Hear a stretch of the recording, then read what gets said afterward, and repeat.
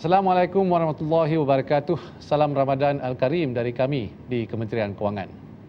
So how are you? Bagaimana puasa setakat ini? Saya harap semuanya okey. Saya doakan saudara-saudari di rumah sihat walafiat, dan bagi yang bertugas, khasnya mereka di barisan hadapan atau frontliners, kami doakan saudara-saudari semua selamat dalam menjalankan tugas. Alhamdulillah, kita dapat bersama sekali lagi dalam briefing mingguan tentang pelaksanaan pakej prihatin. Pada minggu ini, kita akan memulakan fasa keempat PKP. Ini adalah satu tahap yang penting dalam usaha menangani COVID-19. Teruskan memberi sokongan moral kepada satu sama lain. Jangan lupa untuk membuat panggilan kepada ibu bapa dan mereka yang tersayang.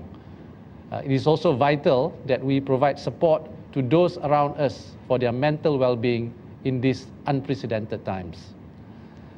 Saudara dan saudari yang dihormati, seperti mana pada minggu-minggu sebelum ini, izinkan saya terus berkongsi beberapa perkembangan terkini status pelaksanaan pakej prihatin. Pertama, Bantuan Prihatin Nasional BPN. Sehingga 26 April, lebih 3.26 juta pemohon baru dan juga rayuan telah diterima. Daripada jumlah ini, sebanyak 2.96 juta merupakan permohonan baru dan 305,000 adalah rayuan. Proses ini akan tutup pada hari Khamis, 30 April ini, dan pengumuman pembayaran pula akan dibuat pada minggu depan selepas proses semakan selesai. Bagi pembayaran fasa pertama BPN, sebanyak 7.74 juta penerima telah menerima bayaran BPN berjumlah 5.47 bilion ringgit, dan proses pembayaran tunai bagi mereka yang tiada akaun bank telah bermula sejak 17 April 2020 dan berjalan lancar dengan lebih 157,000 menerima bayaran secara tunai di cawangan-cawangan Bank Simpanan Nasional seluruh negara. Dengan sukacitanya, saya ingin berkongsi bahawa pembayaran fasa kedua untuk kesemua penerima BPN golongan B40 dan M40, sama ada isi rumah ataupun individu bujang, akan dibuat mulai 4 Mei 2020. Perkara kedua adalah berkenaan geran khas prihatin. Ini untuk perniagaan mikro. Permohonan untuk geran khas ini akan dibuka mulai hari Jumaat ini, iaitu 1 hari bulan Mei 2020. Proses permohonan akan diselaraskan dan diumumkan oleh Lembaga Hasil Dalam Negeri Malaysia atau LHDN dalam masa yang terdekat. Perkara ketiga adalah berkaitan program subsidi upah.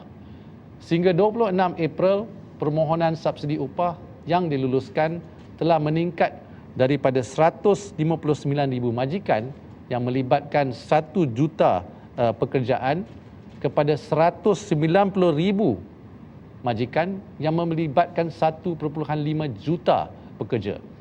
Bantuan ini melibatkan peruntukan 1.35 bilion ringgit, iaitu peningkatan daripada 1.2 bilion ringgit pada minggu lepas. Keempat ialah berkenaan dana pinjaman mudah PKS, di mana 6.3 bilion ringgit diperuntukkan.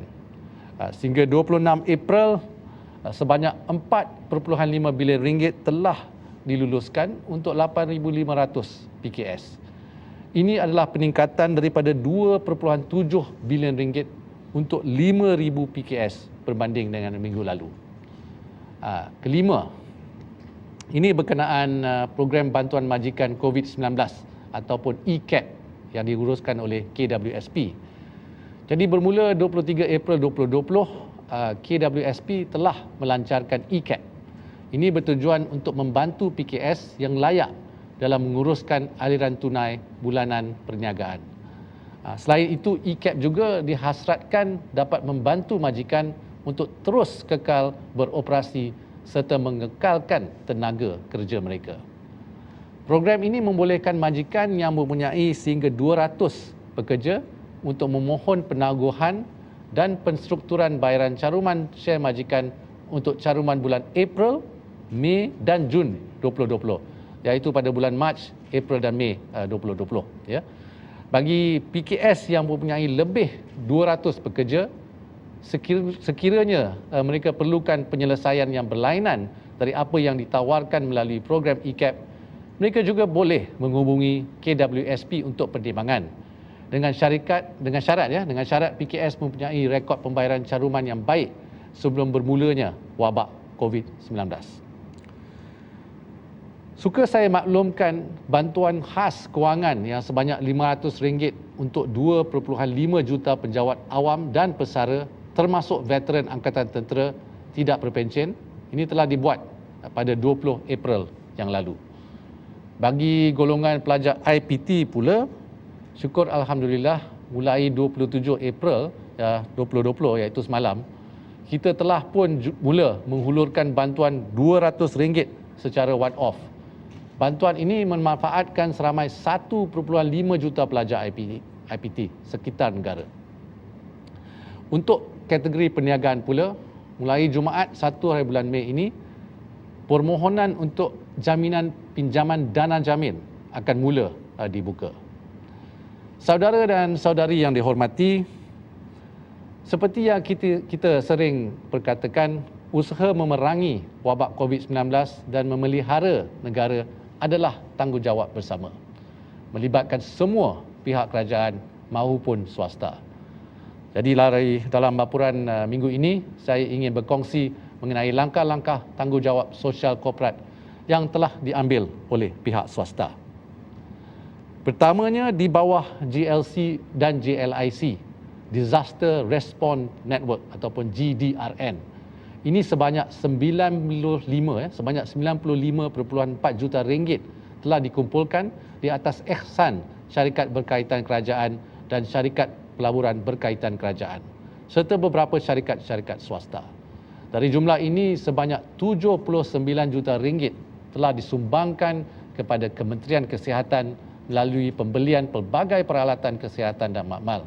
Ini termasuk 138 ventilator, 50,000 pelindung muka, 69,000 sarungan tangan dan lebih 1,700 kelengkapan pelindung diri ataupun PPE, ni Personal Protective Equipment. So terima kasih saya ucapkan kepada semua syarikat berkaitan kerajaan yang telah menyumbang kepada tabung khas ini. Kedua, Kementerian Kewangan bekerjasama rapat dengan Yayasan Hasanah untuk memberi sokongan kepada pihak NGO yang telah terkesan oleh PKP. Sokongan ini diberi untuk memastikan pihak NGO dapat meneruskan usaha murni mereka dalam menjaga kebajikan rakyat di bawah penjagaan mereka. Pada 14 hari bulan April, Kementerian Kewangan bersama-sama dengan Yayasan Hasanah juga telah melancarkan Geran Khas Hasanah 2020 bagi menyokong program-program sosial yang meningkatkan kualiti hidup serta memulihkan ekonomi kumpulan sasaran. Ini termasuklah komuniti B40, komuniti mudah terjejas ataupun di vulnerable sector, golongan pelarian, orang asal, warga emas, gelandangan, kanak-kanak yang berisiko, wanita, belia dan orang kelainan upaya dari seluruh Malaysia.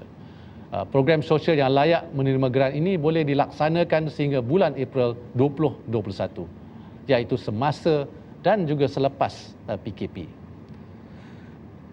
Secara amnya, ukuran dana maksimum untuk sebarang projek atau program sosial adalah sehingga RM250,000.